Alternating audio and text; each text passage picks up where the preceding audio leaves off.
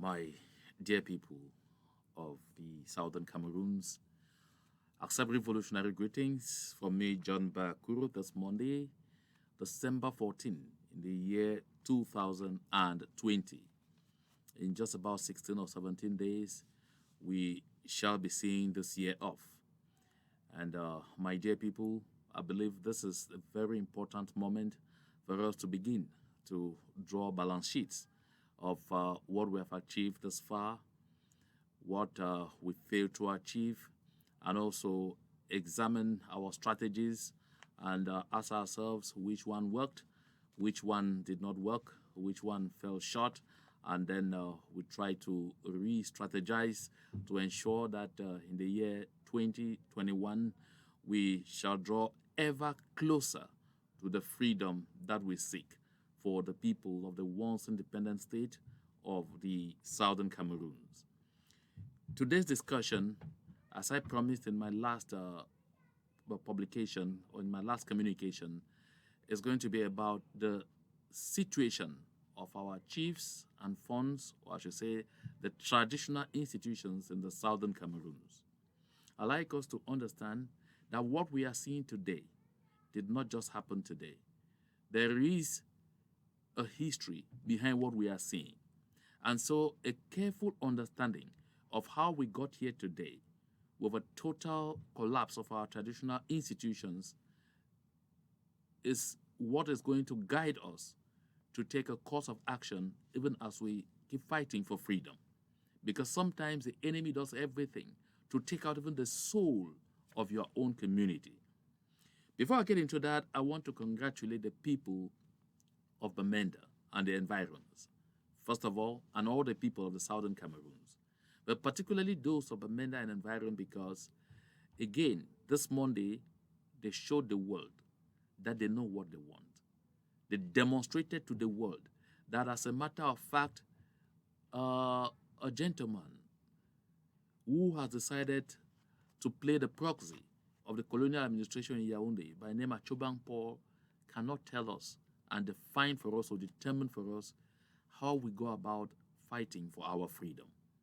Even the colonial senior divisional officer and divisional officer in Bamenda or divisional officers in Bamenda will not force our people to give up their own freedom quest. And I want to thank and congratulate all the courageous people of the Southern Cameroons for continually beating all odds, beating fear, and standing up strong to let the world know that we, the people of the Southern Cameroons, are not happy with our current situation. That, like the Russian representative at the United Nations Security Council said, what is happening is botched decolonization, an incomplete decolonization process that is costing lives in the Southern Cameroons, and indicated that it is only direct negotiations which should normally lead to the complete pull-out of La République du Cameroun and its administration from our territory. I think this message is sinking, and I want to congratulate our people. You want to know how we are doing? We are doing very well. We have problems, definitely. We have some misunderstandings, but trust me, my people, we are doing just so well. You want to look at the actions of the colonizer, the actions of Yaoundé. You understand this. When Yaoundé begins to admit that over the past few months, 637 soldiers have deserted the ranks, it is no prank. It is not because they just felt like they should do it. They are forced to do it because they have realized that more and more the philosophy of the annihilation of the people of the Southern Cameroons is no longer working. A lot of these soldiers, due to our continuous education and the resistance that they see in our people, they are beginning to understand that the war they are waging, that the campaign they are leading in the Southern Cameroons is a campaign of blame. It's a worthless campaign that will not bring them any glory at all. And so a good lot of them are abandoning. That is why on a daily basis, La République du Cameroon is launching recruitment of thousands into their military, yet it is not yielding any fruit.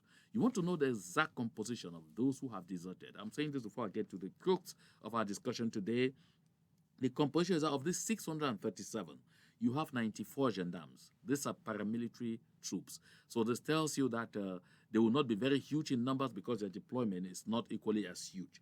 But the biggest number of desertees has to do with those in the infantry. Those are the ones who have to march into all the villages, all the cities, and all the towns. The infantry, 345, a whooping number of them, deserted. Then those who come by air, to do raids and all whatnot, 79 of them in the Air Force deserted. And then 100 deserted in the Marine. Those are the ones that are mostly in areas like Indian and, Fako counties and all of those things. They too have realized that it is a worthless venture and they are abandoning. And then you have 19 who are in the fire brigade. You ask, how does the fire brigade get connected? When things get so rough, they absolutely go deploying everyone. They deploy from all sides and everything. So this is a clear indication that the growing desertion in the ranks of those they are sending to wreak havoc on our people should be a pointer to the effect that they are losing their options. So let us stay strong. We have to continue to stay strong. We have to continue to keep the resistance alive. Those of you who still continue, those of you with private cars and bikes and commercial motorbikes who continue to go out on ghost town days, you are not doing the right thing. You are not doing the right thing, not just for yourself, not just for your children, not just for the community, but for future generations of Southern Cameroonians to come. You should be able to see what others are doing and stay home. You are no exception. This freedom we are seeking, when it comes, it will be for every single Southern Cameroonian, even those fighting against it. But my brothers and sisters, it is very important to be on the right side of history. That said, let me get now into the crux of the matter. You see, when I was studying political sciences, I read a chapter known as the theory of groups. And now, what I learned about the theory of groups, basically about politics in countries in Francophone Africa, has to do with the fact that politicians generally go after people in our communities who have a following. If you are president of your village cultural and development association, you are attractive to politicians. Why? Because you have a following. Because they believe that if they have you, it is very likely that they will have a lot of those who are following you. If they don't have them 100%, they may have them even 45, 50, sometimes 80%. That is just enough to meet their objectives. This philosophy pushes them to want to go after women who are leaders in the various women groups. And so, in the situation of the Cameroons, especially of the Southern Cameroons, the regime in Yaoundé noticed early enough that our funds, our chiefs, have the backing of the people to a certain point where the people even believe that funds receive their authority directly from God. And so disobeying a fund, disobeying the instructions of a fund, will be considered sacrilegious. For that reason, in the 1990s, when Mr. Paul Biya noticed with his system that they were failing, that they had lost popularity, that the people didn't want them anymore, they decided, therefore, to go after pools of people that they could use to either to succeed in brainwashing the people, or they go right ahead to constrain them. What I'm saying for the chiefs and funds in the Southern Cameroons is valid for civil servants across the Cameroons. So, to make sure that they created some base of loyalties, Mr. Paul Biya first, he got that title that we all know, Fund of Funds, and it gave him leverage to be able to say, okay, he stands above the funds, he is one of them, and so they can do things together. First was that step of identification. So he identified with them, and he says, okay, now I'm one of you. We can commune together. So we have to do everything to protect ourselves. Mark the ourselves here. So consequently, when Mr. Paul Biya noticed that he lost the presidential election in 1992, again went ahead to lose in 1997, he dawned on him that he would never ever win the popular vote if things were to go normally. And so to succeed, to get things his way, I'm sure we all recall, if you had the opportunity to read papers and know what was happening in the various communities, you see that funds, who generally were above party politics in our various villages, suddenly started finding themselves getting more and more involved. Not just involved because they wanted to get involved, the administration wooed them, did everything to bring them in, because they felt that if they associate with us, definitely the people will flow behind them. So we noticed, therefore, that even fundoms, where the funds were quiet and all of those things that were not involved in politics, they really felt it was a bad game. They suddenly found themselves being co-opted into the ruling party. They found themselves being called to attend ruling party meetings. They found themselves being called to issue what you call motions of support and all of those things.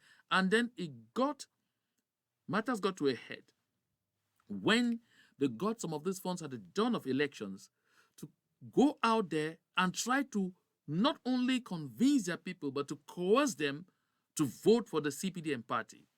I'm sure we all remember the practice whereby some funds went as far as putting water in calabashes and summoning the entire village to the palaces, and then splashing those calabashes on the ground, breaking them, and asking the villagers to all cross over these calabashes in oath, over the water, over the debris of the calabash in oath, that they were going to vote for the CPDM and the CPDM only. And that if they voted for any other political party or the candidate of any other political party apart from the CPDM, they were going to be under a curse. This was the beginning of the collapse of our traditional institutions. Because we're not in a one-party system, we have returned to multi-partism. And so, inside these villages, among the elite, were those who were in the opposition, and there were those who were in the ruling party. And so, those who were in the opposition, for the first time, started openly opposing their funds, started openly telling off their funds, started openly criticizing the funds even during rallies and all of those things, criticizing their chiefs, calling them names. This was the start of the end. And so this only went crescendo as gradually some of the funds and chiefs were forced even to be candidates in the pious hope that people will vote for them and all of those things. So gradually, Mr. Biya hoodwinked these chiefs, those who were willing, who accepted willingly to be hoodwinked, sail through. Those who were resistant, who said they wanted to stay away from party politics, found the administration again on their path. What happened? In most of our villages, if you take a careful look, you'll find that there are too many chieftaincy disputes. And the reason is simple. Once you are not for the administration, they make sure they create a dispute somewhere. They get someone that rises and starts saying that you were not even the rightful person to be on the throne. And so what happens? They put you in a difficult situation, and the administration plays a double game and gives the impression that truly there appears to be a case to answer, and they dangle that, they use that as a bulwark over the fund or chief concerned to make you realize that you either give in your loyalty or you could be replaced. Because first, the administration, before long, had arrogated to itself the powers to be the ones to officiate the designation of our traditional rulers, even when our traditional institutions are firm, strong, and clear as to the mode of selection of the successors of our various funds and chiefs. So you take a careful look at this, examine this very well, you realize that at some point, a lot of these funds and traditional rulers had to get in to the circles for the sake of survival.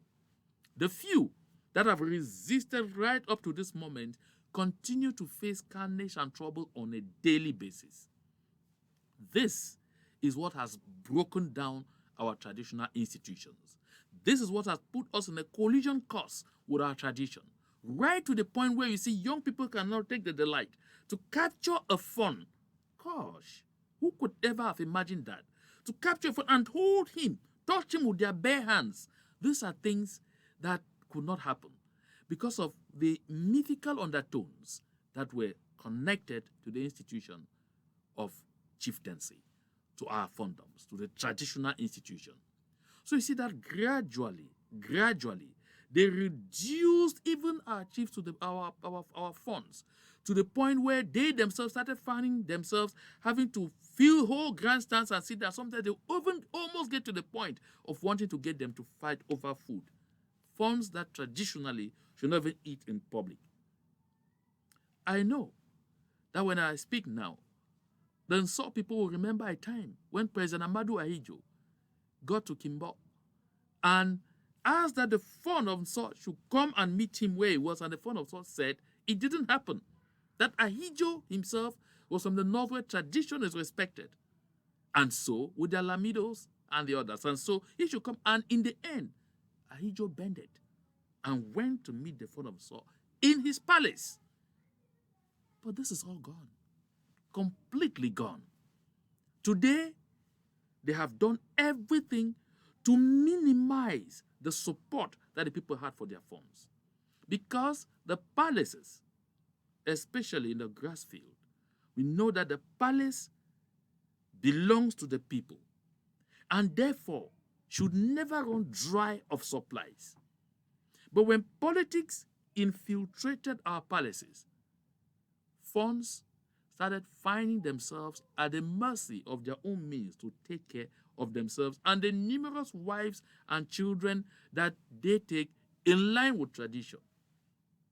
Just take a look at this. If you go back down memory's lane, you will realize that in every community, every household that had farms had rows that were reserved for the palace. When it was harvest season, everything that was harvested from those rows were immediately directed to the palace, such that the palace always, had to swim in abundance. That is no longer so today. In a lot of our communities, the funds have been reduced to beggars, to royal beggars, yes. They can no longer take care of themselves, the numerous wives and children that they have. And so consequently, they find themselves at the mercy of political elite. And a lot of this political elite, therefore, decided to thingify. When I say thingify, they transform funds and chiefs into things. Because they give you money, and the notion of who pays the piper dictates the tune, they now tell you how you have to reason. They now tell you which direction you have to go.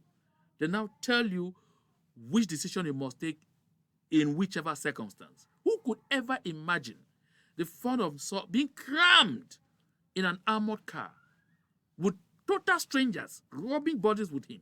Who could ever imagine the Fund of Salt being crammed in a helicopter with a total stranger commandeering him and even dictating to him what he should tell the media? My dear people of the Southern Cameroons, La République du Cameroon is doing everything gradually to not only destroy us, but destroy even what we hold so dear to us, to destroy the very soul, the very fabric of the Southern Cameroons. I believe that a careful understanding of this will make us realize where we stand. And I want to draw the attention of those in charge of traditional institutions, the funds and the chiefs. Take note about this. Ask yourself, when history will be written in the future, free and independent Southern Cameroons, about funds and chiefs and the role they played in the liberation movement, what would they say about me? Would they say I was on the right side of history or I was on the wrong side? You only get drafted as much as you allow yourself to be drafted. But this is exactly where we are today.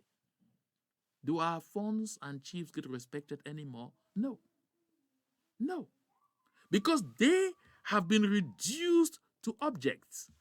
They have been transformed into parrots simply singing out what the CPDM or Mr. Paul Biya wants.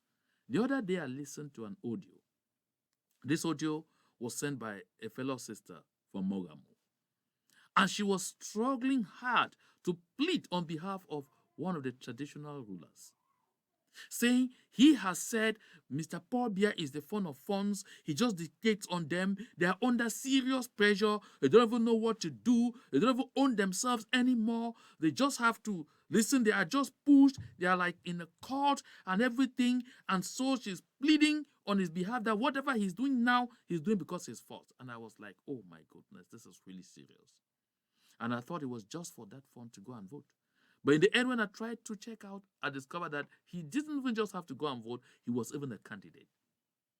My dear people, this is a moment where we need to employ the utmost wisdom to do all we can to secure our freedom, but at the same time, to also work as hard as possible to protect the soul of our community, to protect the very soul of the Southern Cameroons, to protect the soul of Amazonia. Yes, we can. We can do all of this. We need to engage into serious education, in serious under-the-table dialogue and discussions with all the actors concerned.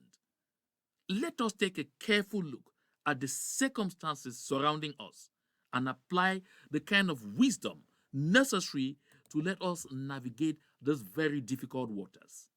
What I'm saying holds true for civil servants. At least I was one. I remember that each time they had to hold CPDM meetings when one minister or the other was appointed from the area, I received letters of invitation urging me to attend CPDM planning meetings. It had to be me, courageous enough to tell them I don't belong. And they will say, you cannot be eating Mr. Paul Biya's money, a salary every month end, and then you don't want to support him. And I will remind them, Mr. Paul Biya doesn't own any money. He doesn't pay me any money. I'm a civil servant. I'm paid by the taxpayers' money. And too often, I will take their pay slips for those who are willing to and show them.